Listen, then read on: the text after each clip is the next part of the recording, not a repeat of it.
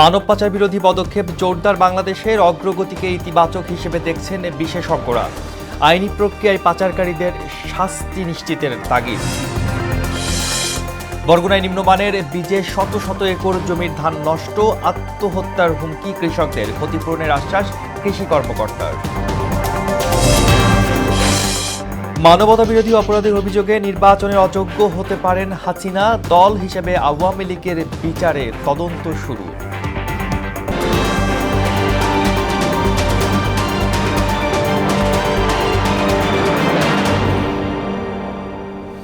আসসালামু আলাইকুম, সবাইকে মোহনা সংবাদে স্বাগত জানাচ্ছি। শুনছিলেন শিরোনাম, আর পুরো সংবাদ জুড়ে আপনাদের সাথে আছি আমি আসাদুজ্জামান। তুরস্ক প্রজাতন্ত্রের পররাষ্ট্র মন্ত্রণালয়ের উপমন্ত্রী রাষ্ট্রদূত বেরিস একিনসি মঙ্গলবার রাষ্ট্রীয় অতিথি ভবন যমুনায় প্রধান উপদেষ্টা অধ্যাপক ডক্টর মোহাম্মদ ইউনূসের সঙ্গে সৌজন্য সাক্ষাৎ করেছেন। সাক্ষাতে বাংলাদেশ ও তুরস্কের মধ্যে দ্বিপক্ষীয় সহযোগিতা আরও শক্তিশালী করা এবং শিক্ষা, স্বাস্থ্য ও প্রযুক্তি খাতে নতুন অংশীদারিত্বের সম্ভাবনা নিয়ে বিস্তারিত আলোচনা হয়। প্রধান উপদেষ্টা জুলাই বিপ্লবে আহত 7 জন বাংলাদেশিকে বিনামূল্যে চিকিৎসা সুবিধা প্রদান করায় তুরস্কের সরকারের প্রতি কৃতজ্ঞতা জানান। উপপররাষ্ট্রমন্ত্রী একিনসি বাংলাদেশের উন্নয়ন প্রচেষ্টায় তুরস্কের অব্যাহত সহযোগিতার আশ্বাস দেন। তিনি বলেন, তুরস্ক সবসময় শিক্ষা উন্নয়নের উৎসাহ দেয় এবং বাংলাদেশের শিক্ষার্থীদের জন্য স্বল্প মেয়াদী ও দীর্ঘমেয়াদী বৃত্তি এবং বিনিময় কর্মসূচি চালু রেখেছে। বাংলাদেশ প্রথমবারের মতো ইউনেস্কো সাধারণ সম্মেলনে সভাপতি নির্বাচিত হয়েছে। এটি সংস্থার সদস্য হিসেবে 53 বছরে বাংলাদেশের এক মাইলফলক। মঙ্গলবার প্যারিসে ইউনেস্কোর নির্বাহী বোর্ডের 222তম অধিবেশনে বাংলাদেশের প্রার্থী রাষ্ট্রদূত খন্দকার এম তালহা জাপানের প্রার্থীকে 30 থেকে 27 ভোটের ব্যবধানে পরাজিত করে সভাপতি নির্বাচিত হন বলে প্রধান উপদেষ্টার কার্যালয়ের এক বিজ্ঞপ্তিতে বলা হয়েছে। বিজ্ঞপ্তিতে বলা হয়, প্রথমে 4টি দেশ বাংলাদেশ, জাপান, ভারত ও দক্ষিণ কোরিয়া এই পদে প্রতিদ্বন্দ্বিতা করছিল। পরে সেপ্টেম্বর মাসে ভারত ও দক্ষিণ কোরিয়া তাদের প্রার্থিতা প্রত্যাহার করে নেয়। মানব পাচার বিরোধী পদক্ষেপ জোরদার করে বাংলাদেশ দ্বিতীয় স্তর ধরে রেখেছে। যুক্তরাষ্ট্র ভিত্তিক টিআইপি প্রতিবেদনে উঠে এসেছে এমন তথ্য। এতে দাবি করা হয়, গেল 1 বছরে বাংলাদেশ থেকে 3,410 জন মানুষ পাচারের শিকার হয়েছে। যদিও সরকারি তথ্য মতে এই সংখ্যা 1,462 জন। তবে অবস্থান ধরে রাখাকে ইতিবাচক হিসেবে দেখছেন অভিবাসন বিশেষজ্ঞরা। পাশাপাশি আইনি প্রক্রিয়া আরও জোরদার করে পাচারকারীদের শাস্তি নিশ্চিতের তাগিদও দেন তারা। রেজা খানের রিপোর্টে বিস্তারিত। গেল 1 বছরে বাংলাদেশ থেকে 3,410 জন মানুষ পাচারের শিকার হয়েছে। এদের মধ্যে যৌন পাচারের শিকার 765 জন। এছাড়া 2,572 জন জবরদস্তি শ্রম ও 73 জন অন্যান্য পাচারের শিকার। গেম করে নিয়ে যাবে, ওইখান থেকে ওনাদেরকে পাচার করে দিচ্ছে। লিবিয়া পর্যন্ত নিয়ে দালালে কি করছে বলতে পারিনি। যুক্তরাষ্ট্রের মানব পাচার নিয়ে কাজ করা প্রতিষ্ঠান trafficking in persons TIP report 2025-এ এসব তথ্য প্রকাশ করা হয়েছে। গেল সোমবার দেশটির পররাষ্ট্র মন্ত্রণালয়ের ওয়েবসাইটে প্রকাশিত এই প্রতিবেদনে বাংলাদেশকে টিআর 2 স্তরে রাখা হয়েছে। 2020 সাল থেকে বাংলাদেশ এই অবস্থান ধরে রেখেছে।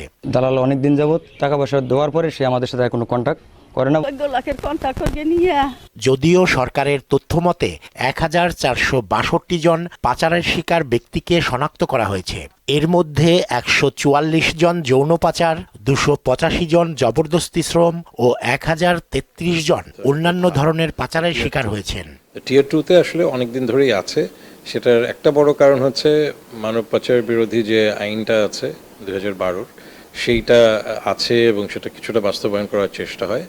আর এই রিলেটেড কিছু অপশনাল প্রোটোকল বলে জাতিসংঘের যেসব অন্যান্য দলিল আছে, একটা হচ্ছে পালার্মো প্রোটোকল। তো সেইটাতে কয়েক বছর আগে বাংলাদেশ স্বাক্ষর করেছে।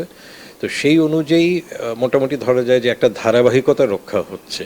সরকারের বরাত দিয়ে প্রতিবেদনে বলা হয়েছে, গত এক বছরে ৩,৩34 জন সন্দেহভাজন ব্যক্তির বিরুদ্ধে ৮১১টি মানব পাচার মামলা তদন্ত করা হয়েছে।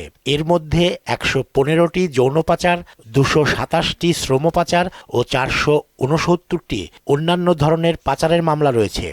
গত কয়েক বছর ধরে এটা নিয়ে খুব বেশি আমরা শঙ্কিত হইনি, কারণ যেহেতু এটা মোটামুটি একটা নিরাপদ অবস্থান বলা যেতে পারে। ভালো মন্দর একটা মিক্স, আমরা আগের চেয়ে খুব বেশি পিছিয়েও যাইনি, এগিয়েও যাইনি।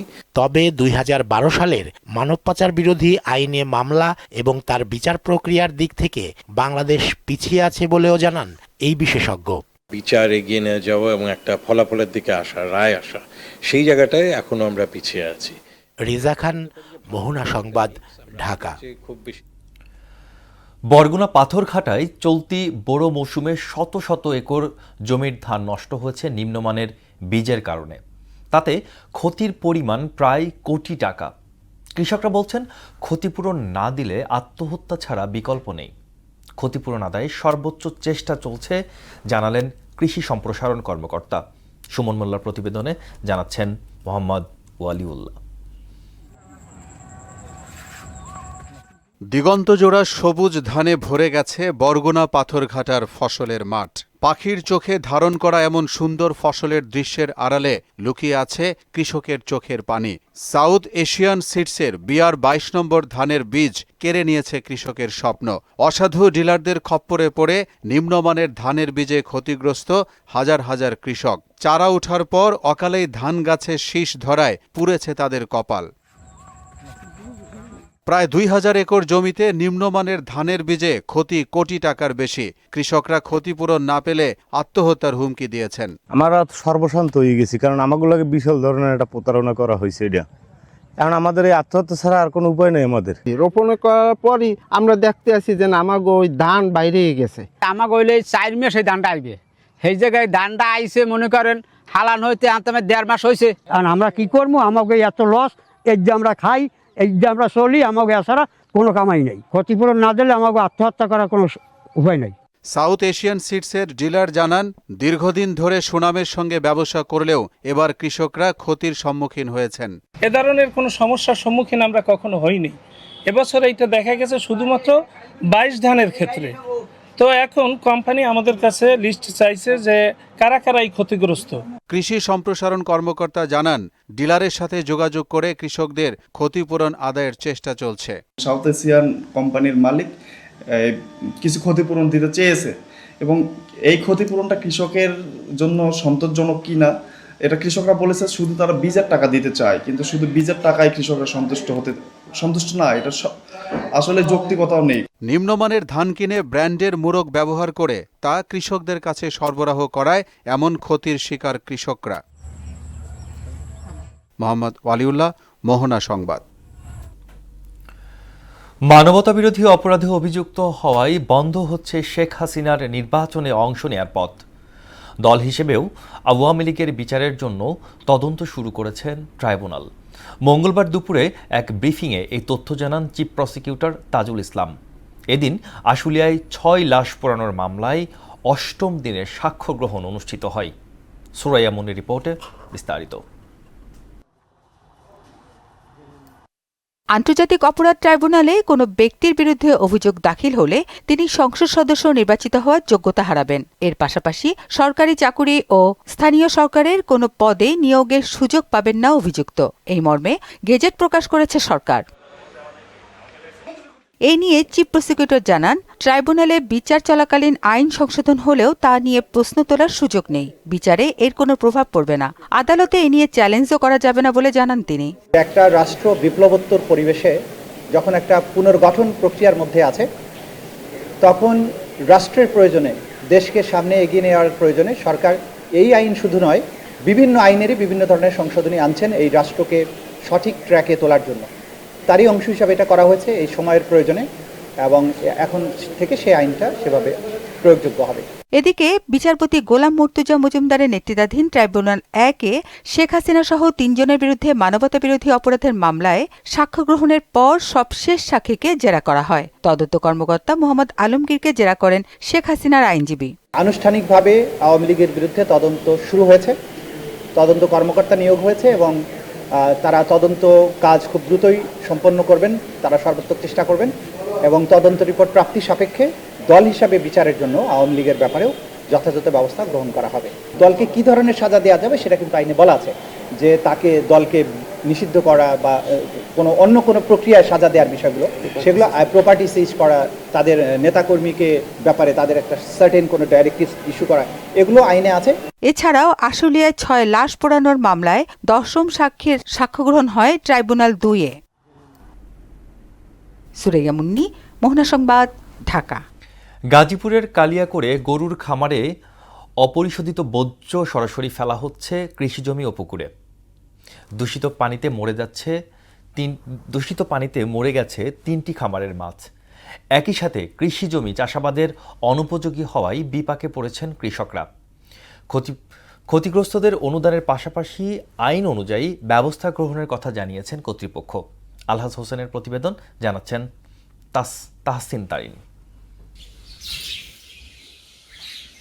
গাজীপুরের কালিয়াকৈরে গোয়ালছালা এলাকায় আলাল শিকদারের ডেইরি ফার্মের বর্জ্য সরাসরি ফেলা হচ্ছে কৃষি জমিতে। এতে প্রায় ৩০ বিঘা ধানের জমিতে চাষাবাদ করতে পারছেন না স্থানীয় কৃষকরা। বঞ্চিত হচ্ছেন প্রায় ৬০০ মণ ধান থেকে, যার বাজার মূল্য প্রায় ৩০ লাখ টাকা।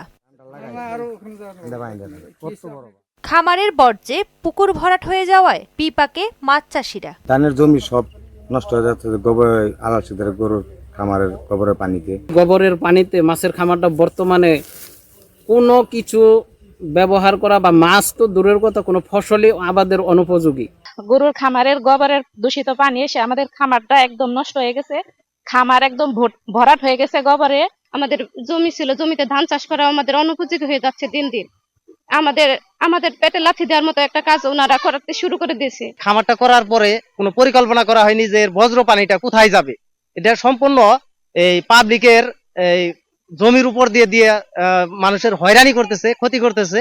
এই বিষয়ে খামারের ম্যানেজার লিয়াকত আলী জানান, বর্জ্য ফেলার জন্য ১ বছরের চুক্তি হয়েছে। এদের কাছে আমাদের 1 বছরের জন্য পানি গড়াবে এরকম একটা ডিল হয়েছে। ৩০০ টাকার ইসলামে সিগনেচার নেওয়া হয়েছে। এর থেকে বেশি কিছু আমি জানি না। ক্ষতিগ্রস্তদের সরকারি অনুদান দেওয়ার আশ্বাস দিয়েছেন উপজেলা কৃষি কর্মকর্তা। ডেইরি ফার্মের বিষয়টা যেটা আছে সেটা আমরা জানলাম। আমি ব্যাপারটা নিয়ে কথা বলবো, আমাদের উপজেলা প্রশাসনের সাথে কথা বলে আমরা চেষ্টা করবো যে এটা কীভাবে সমাধান করা যায়। আর ক্ষতিগ্রস্ত কৃষকদেরকে সহযোগিতা করার জন্য আমাদের উপজেলা কৃষি অফিসের পক্ষ থেকে আমরা সর্বোচ্চ চেষ্টা করব। এদিকে ডেইরি ফার্মের বিরুদ্ধে অভিযোগের সত্যতা মিললে আইনগত ব্যবস্থা গ্রহণ করা হবে বলে জানালেন উপজেলা নির্বাহী কর্মকর্তা। সঠিক বর্জ্য ব্যবস্থাপনার রাস্তা না থেকে বা ড্রেন না রেখে যত্রতত্ত্বভাবে কৃষি জমির উপর দিয়ে তার ময়লা আবর্জনা ছেড়ে দেবে, এটা একটা সাপোর্টেড না। তো আমরা বিষয়টা খতিয়ে দেখে ওনাকে তার লাইসেন্স নিয়েছে কিনা বা প্রাণী সম্পদ থেকে অনুমোদন পেয়েছে কিনা, তার বর্জ্য ব্যবস্থাপনা যথাযথ আছে কিনা, এটা আমরা নিশ্চিত করবো। আর যদি কোনো ধরনের ব্যত্যয় পাই সেক্ষেত্রে আমাদের তার বিরুদ্ধে আইনগত ব্যবস্থার সুযোগ আছে। পানি দূষণ বন্ধ হবে, কৃষক তার জমিতে ধান চাষ করবে, এমন প্রত্যাশা কালিয়াকৈরে গোয়ালছালা গ্রামের কৃষকদের। তাহসিন তারিন, মোহনা সংবাদ। কক্সবাজারের উখিয়ায় সীমান্ত এলাকায় মাদক পাচারের অর্থ ভাগাভাগি করার সময় তালিকাভুক্ত ইয়াবা কারবারি মনির হোসেন বিজিবির বিশেষ অভিযানে গ্রেফতার হয়েছেন। মঙ্গলবার বিকেলে উখিয়ার পালংখালী ইউনিয়নের রহমতের বিল সীমান্ত এলাকায় এই অভিযান পরিচালনা করা হয়। বিজিবির অধিনায়ক লেফটেন্যান্ট কর্নেল জসিমউদ্দিন জানান, গ্রেপ্তারকৃত মনির হোসেন ইয়াবা গডফাদার। আলোচিত শাহজাহান হত্যা মামলায় এজাহারভুক্ত পলাতক আসামি এবং মাদক পাচার প্রতিরোধের গঠিত টাস্ক ফোর্সের তালিকাভুক্ত কারবারি বলেও জানান তিনি। মাইলিশ রক্ষায় মেঘনা নদী সহ বিভিন্ন নদী ও সমুদ্র উপকূল জুড়ে কোস্টগার্ডের করা নজরদারি চলছে। ইলিশ আহরণে 22 দিনের নিষেধাজ্ঞা উপেক্ষা করে মাছ ধরতে নামলে কঠোর ব্যবস্থা নিচ্ছে কোস্টগার্ড। সংস্থাটির দাবি, ধারাবাহিক অভিযানে কমে এসেছে অবৈধ জাটকা নিধন।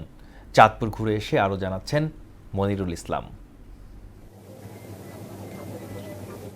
ইলিশের এখন প্রজনন মৌসুম।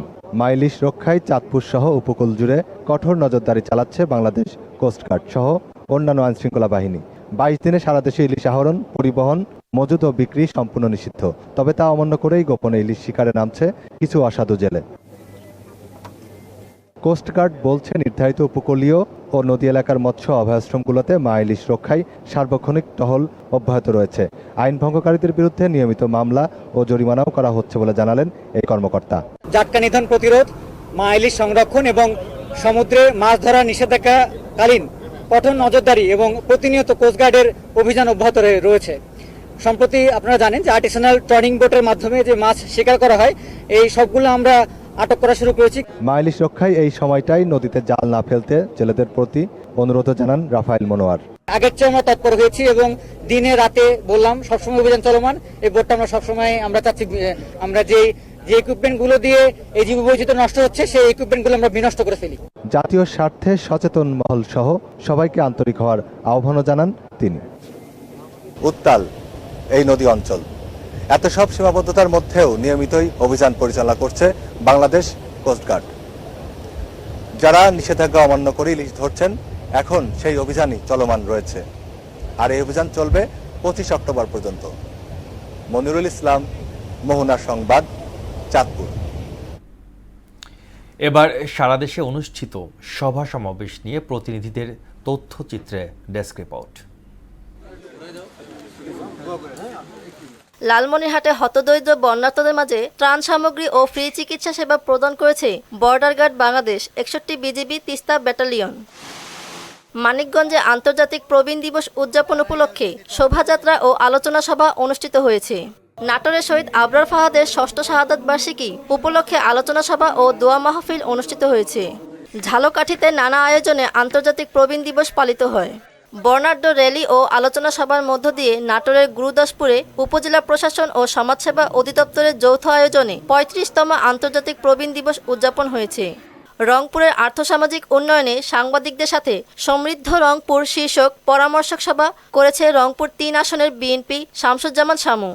চট্টগ্রামে সাংবাদিকদের উপর হামলার প্রতিবাদে ময়মনসিংহ প্রেস ক্লাবের সামনে মানববন্ধন অনুষ্ঠিত হয়।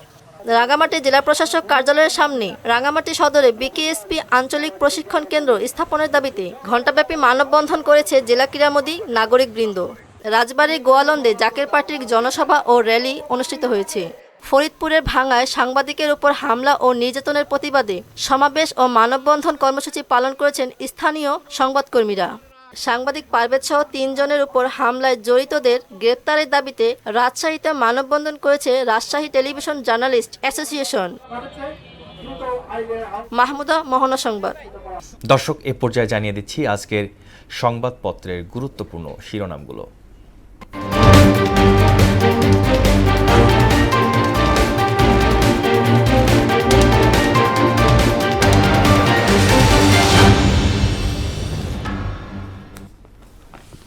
দর্শক, আমার হাতে প্রথমে আছে প্রথম আলো। প্রথম আলো আজকে তারা শিরোনাম করেছে সংসদকে দ্বৈত ভূমিকা দেয়ায় সুপারিশ করতে পারে কমিশন। এরপরে আমার হাতে আছে দৈনিক ইত্তেফাক। দৈনিক ইত্তেফাক তারা আজকে শিরোনাম করেছেন বাংলাদেশের দারিদ্র্য বেড়েছে, কর্মসংস্থান সংকুচিত হয়েছে। তারা আরেকটা শিরোনাম করেছেন গণভোট কখনোই পিআর ইস্যুতে প্রধান জটিলতা, সমঝোতার চেষ্টা, আজ আবার দলগুলোর সঙ্গে বসেছে ঐক্যমত কমিশন। ১/১১ সরকার অসৎ উদ্দেশ্য প্রণীত ছিল বলেছেন তারেক রহমান। আমার কাছে এবার আছে সমকাল। সমকাল তারা শিরোনাম করেছে হুন্ডি ব্যবসায়ী ব্যাংকের এমডির সম্পদ শত কোটি টাকার। তারা আরেকটা শিরোনাম করেছে সাংবিধানিক আদেশে গণভোটের পরামর্শ, ব্যালটে থাকবে 2 প্রশ্ন। এখানে বিবিসিকে তারেক রহমান আরেকটা সাক্ষাৎকার দিয়েছেন, সেটাতে তারা শিরোনাম করেছেন স্বৈরাচারকে আশ্রয় দিয়ে ভারত বিরাগ ভাজন হলে কিছুই করার নেই। এরপরে আমার কাছে আছে বাংলাদেশ প্রতিদিন। বাংলাদেশ প্রতিদিন তারা শিরোনাম করেছে শিক্ষক সমাবেশে তারেক রহমান, বিএনপি ক্ষমতায় এলে শিক্ষকদের চাকরিকরণে হবে উচ্চ কমিশন। আরেকটা শিরোনাম করেছে তারা, সেনাবাহিনীর বিরুদ্ধে পরিকল্পিত ষড়যন্ত্র রুখতে হবে। তারা আরেকটা শিরোনাম করেছে, হঠাৎ আলোচনায় সেফ এক্সিট। আরেকটা শিরোনাম করেছেন, কানাডার সরকারি সংস্থার তালিকায় সন্দেহভাজন বাংলাদেশি কতজন, বেগমপাড়ায় কাদের কয়টা বাড়ি আছে। যুগান্তর সর্বশেষ পত্রিকা আমার কাছে, তারা শিরোনাম করেছেন, আওয়ামী লীগের বিচার প্রক্রিয়া শুরু, হাসিনা সহ অভিযুক্তরা নির্বাচনের অযোগ্য। তারা আরেকটা শিরোনাম করেছে, চট্টগ্রামে প্রাইভেট কারে গুলি, বিএনপির নেতা নিহত, গুলিবিদ্ধ 2, সড়ক অবরোধে বিক্ষোভ। আরেকটা শিরোনাম করেছে, ঐক্যমত কমিশনের সঙ্গে বিশেষজ্ঞদের বৈঠক, গণভোটের সময়ও নোট অব ডিসেন্টে আটকা সমঝোতা। এই ছিল আজকে আমার কাছে কিছু সংবাদপত্রের শিরোনামগুলো। আমরা মোহনা সংবাদ শেষ করব, তবে যাওয়ার আগে আমরা শিরোনামগুলো জানিয়ে দিচ্ছি আরও একবার।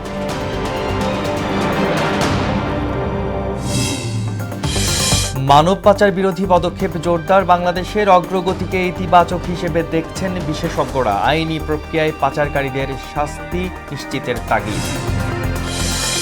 বরগুনায় নিম্নমানের বীজে শত শত একর জমির ধান নষ্ট, আত্মহত্যার হুমকি কৃষকদের, ক্ষতিপূরণের আশ্বাস কৃষি কর্মকর্তার।